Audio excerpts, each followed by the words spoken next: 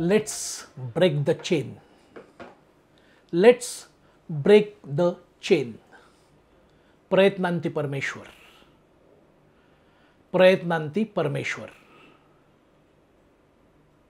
श्रीधरराव गेले. ब्लड कॅन्सरने गेले. अतिशय निरोगी शरीर, छान व्यायाम, अगदी शिस्तबद्ध जगणं, आणि चक्क गेले. जलतज्ञ, जलव्यवस्थापन, जलसंवर्धन, जलसंरक्षण इतक्या विषयांवर प्रभुत्व असलेला माणूस. तुम्हाला सांगतो, पाण्याच्या प्रत्येक थेंबाकडे श्रीधररावना परमेश्वराकडे किंवा आई वडिलांच्याकडे बघितल्यासारखं बघायचे. इतकं पाण्यावर प्रेम. थोडेसे स्पष्टवक्तेही होते, चांगलेच. आवडीच्या माणसांमध्ये रमले की फार परखड मतं मांडायचे. प्रत्येक जाती धर्मातली काही संस्कृती असते, काही संस्कार असतात, काही काय म्हणतात त्याला उत्सव असतात. त्याच्याबद्दल कोणाचीच ना नसते. पण त्या उत्सवातून ज्या वेळेला आपण चुकीच्या गोष्टींकडे वळतो किंवा एक ज्याला बेतालपणा म्हणतो, त्या उत्सवात शिरला की तगमग होते. तुमची होते, माझी होते, श्रीधररावांची तर प्रचंड व्हायची. विशेषतः गोविंदा, रंगपंचमी वगैरे ह्या वेळेला त्यांची तगमग वाढायची. म्हणायचे, खेळा गोविंदा खेळा. संस्कृती ही टिकवलीच पाहिजे, संस्कार टिकवलेच पाहिजेत. पण अरे पाणी नका रे एवढं वाया घालवू, नका वाया घालू. थोडंसं कमी खर्च करा ना पाणी. आज अनेक देशांमध्ये दुष्काळ तर कुठे प्रचंड महापूर. आता नुकताच साऊथ अमेरिकेमध्ये थैथयाट झाला नुसता पावसाचा. सांगता येत नाही परत पाऊस पुढच्या वर्षी त्यांना लाभेल का नाही लाभेल. कारण सर्वच सायंटिस्ट म्हणतात की आता हवामानाचं काही अंदाज येत नाही. क्लायमेट चेंज, आणि ते सगळ्यांना जाळत आहे. आणि मग श्रीधररावांची तगमग व्हायची. तसंच रंगपंचमी, एक 4 बोटं रंग लावा ना, रंगात न्हावून निघा. पण अगदी ते काय म्हणतात त्याला, फासायचे रंग वाटेल तसे. आणि मग ते म्हणायचे, आता आंघोळीला किती पाणी ही पोरं खर्च करतायत, किंवा शॉवर 1 तास चालवतायत की काय कोणास ठाऊक. छे, सहन होत नाही. नाही असं वागायला पाहिजे.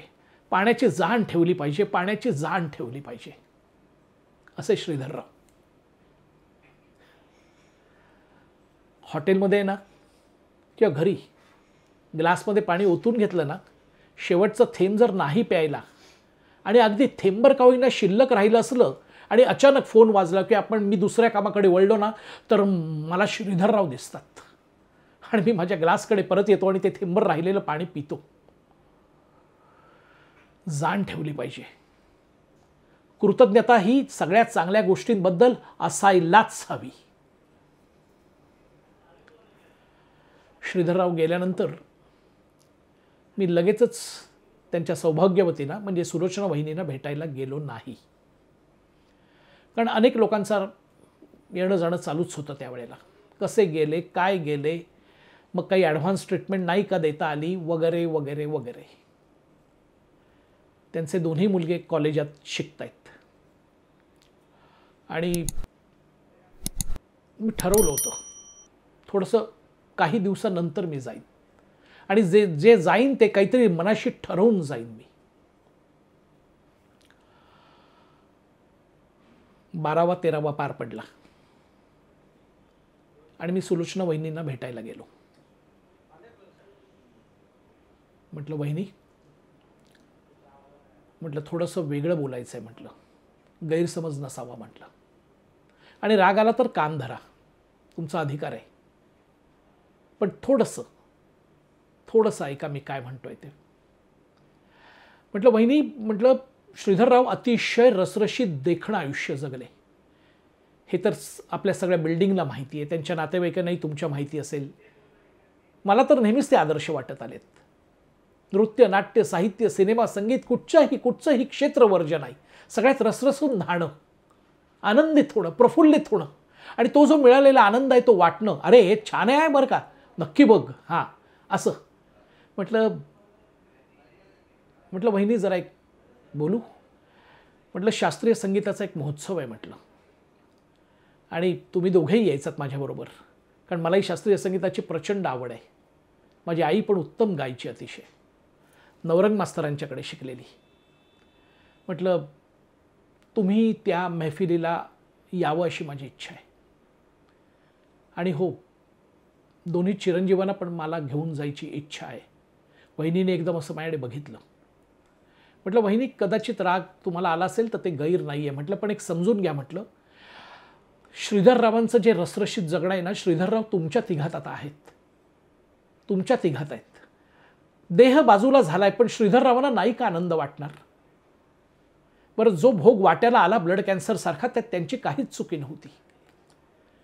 आणि ते किती शांत होते, कधीही त्यांनी दुर्मुखलेला चेहरा दाखवला नाही ना, त्याचं भांडवल केलं ना, येईल त्याला जाईल त्याला प्रत्येकाला ऐकवून सहानुभूती मिळवण्याचा प्रयत्न केला, काही केलं नाही. ते रसरशीतच जगले.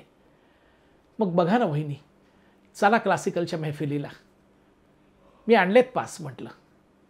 आणि तुम्हाला सांगू का, मला खात्री आहे श्रीधरराव असतील ना त्यावेळेला ते आपल्याबरोबर असतील आणि ते आनंदित होतील की हो आज माझं कुटुंब खूप आनंदात आहे, कारण मी त्यांना आनंदात ठेवण्याचा प्रयत्न केला, मी आनंदातच जगलो आणि आता माझं कुटुंब आनंदात जगायला लागलेलं आहे, वळलेलं आहे त्याच्याकडे.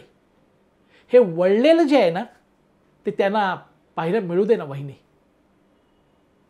रागावू नका वहिनी म्हटलं. आणि त्याच्या उपर काही पाप लागणारच असेल ना तर मला लागू दे, हेही सांगतो, कारण मी काही गैर नाही करत आहे वहिनी, जीवनाकडे पुन्हा वळायला हवं आहे म्हटलं. आणि मी अगोदर आलो नाही ह्याचं कारण असं आहे की मला समहाऊ म्हटलं तेच प्रत्येकजण विचारतो कसे गेले, काय गेले, केव्हा गेले, मग ट्रीटमेंट नाही का अजून काही ॲडव्हान्स देता आली वगैरे, हे सतत त्या माणसाला अधिक खच्ची करतं. ठीक आहे, व्यक्ती गेल्यानंतर त्याच्या घरच्यांचं सांत्वन करायला आपण जातो, पण सांत्वन केलं पाहिजे ना, ते सांत्वन केलं पाहिजे. घडलेलं पुन्हा उगाळणं, समोरच्या व्यक्तींना पुन्हा त्या काळ्या डोहात ढकलण्यासारखं नाही आहे का ते? म्हणून म्हटलं वहिनी आलो नाही म्हटलं. आणि हे सांगतो वहिनी की आतून एक कुठून तरी असं वाटतंय की श्रीधरराव खुश होतील वहिनी, श्रीधरराव खुश होतील. 2 हस्तक आणि 1 मस्तक यांची सांगड घालून विनंती करतो वहिनी, पुन्हा जीवनाकडे वळा. आपण सगळ्यांनी जायचं आहे त्या मैफिलीला आणि श्रीधरराव पण असणार आहेत, आपल्याबरोबरच असणार आहेत. Let's break the chain, let's break the chain.